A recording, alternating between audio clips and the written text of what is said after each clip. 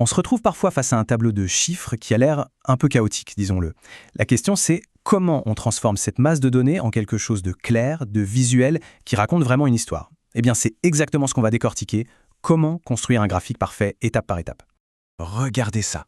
D'un côté, un tableau de données sur la température. Honnêtement, difficile d'y voir une tendance claire, pas vrai? Et de l'autre, le résultat final, un graphique super limpide qui montre l'évolution en un seul coup d'œil. Alors la grande question, c'est comment on passe de se fouiller, à un résultat aussi propre. Voici notre plan de match.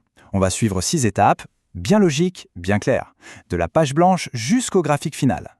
Chaque étape s'appuie sur la précédente. Ça peut sembler un peu impressionnant comme ça, mais en décomposant, c'est en fait très accessible. Allez, on plonge dans le vif du sujet. Tout bon graphique, ça commence par une structure solide. La toute première chose à faire, c'est de poser les fondations. On prend son papier millimétré et hop, on trace 2 lignes perpendiculaires, une ligne horizontale, une ligne verticale. C'est en quelque sorte le squelette de notre futur graphique. C'est tout simple, mais c'est absolument essentiel. Le vocabulaire, parfois, ça peut faire un peu peur, mais pas de panique. L'axe horizontal, celui qui est couché, il a un nom un peu plus officiel, c'est l'axe des abscisses. Voilà, c'est tout ce qu'il faut retenir. Et de la même façon, l'axe vertical, celui qui monte, s'appelle l'axe des ordonnées. Abscisse à l'horizontale, ordonnées à la verticale. C'est bon, on a nos repères. Bon, maintenant que nos axes sont dessinés, il faut leur donner un sens. Qu'est-ce qu'ils représentent au juste? C'est là que notre graphique commence vraiment à raconter son histoire. Alors là, attention, voici la règle d'or à connaître par cœur. Si on veut montrer A en fonction de B, A va toujours sur l'axe vertical, l'ordonnée, et B va sur l'axe horizontal, l'abscisse. C'est vraiment la clé pour que le graphique soit compris par tout le monde de la même façon. Appliquons ça tout de suite à notre exemple. On veut montrer la température en fonction du temps. Donc la température, qui est notre A, va sur l'axe vertical. Et le temps, notre B, va sur l'axe horizontal. Et un détail super important, on n'oublie jamais au grand jamais d'écrire le nom de la grandeur et son unité à côté de chaque axe. C'est ce qui fait que le graphique parle de lui-même. Ok, les axes sont nommés. Il faut maintenant les graduer. On arrive à l'étape du choix de l'échelle. Une étape décisive pour que notre graphique soit bien proportionné et facile à lire. Comment on choisit cette échelle?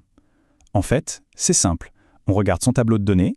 Pour chaque grandeur, on repère la plus petite et la plus grande valeur. L'échelle doit couvrir tout cet intervalle, mais de manière logique. Il ne faut ni tasser le graphique dans un coin, ni le faire déborder de la page.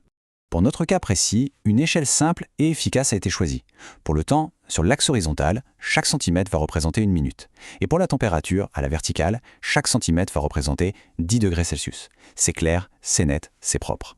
Parfait, le cadre est posé. Maintenant, il est temps de passer à l'action et de donner vie à ce graphique en y plaçant les données du tableau.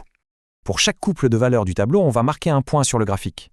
Et la meilleure façon de le faire, pour que ce soit bien précis, c'est d'utiliser une petite croix, comme un signe plus. Pas un gros point, non, une croix bien nette. Allez, prenons un point au hasard juste pour voir comment ça marche. Dans notre tableau, on voit qu'à 3 minutes, la température était de 75 degrés Celsius. Comment on place ça? C'est un vrai jeu d'enfant. D'abord, on trouve la graduation 3 minutes sur l'axe du bas, l'abscisse. Ensuite, on cherche 75 degrés sur l'axe qui monte, l'ordonnée. On peut tracer des lignes imaginaires qui partent de ces 2 points, et pile à leur croisement, on dessine notre petite croix. Et là, c'est là que la magie commence à opérer. Une fois qu'on a répété cette petite opération pour chaque paire de données, on voit quelque chose se dessiner. Ce n'est plus juste une collection de points éparpillés. Non, une tendance, une forme apparaît. On commence à voir l'histoire que les données nous racontent. Les points sont en place. La suite logique, c'est de les relier pour bien visualiser la tendance. Mais attention, il y a une bonne et une très mauvaise façon de le faire. Ça, c'est l'erreur classique à éviter à tout prix. Prendre sa règle et tracer des traits bien droits entre chaque croix. Ça donne un graphique en zigzag qui est souvent trompeur. La plupart des phénomènes naturels, comme le chauffage de l'eau, sont continus. Ils ne se font pas par à-coups. Alors, comment on fait? Si les points sont un peu dispersés, mais qu'ils suivent clairement une direction, on dessine à main levée une belle courbe lisse qui passe au milieu d'eux. C'est ce qu'on appelle une courbe de tendance. Maintenant, si les points ont l'air de former une ligne droite, là, oui, on prend sa règle pour tracer une seule et unique ligne qui les représente le mieux. Dans notre cas, le chauffage de l'eau, c'est un processus continu.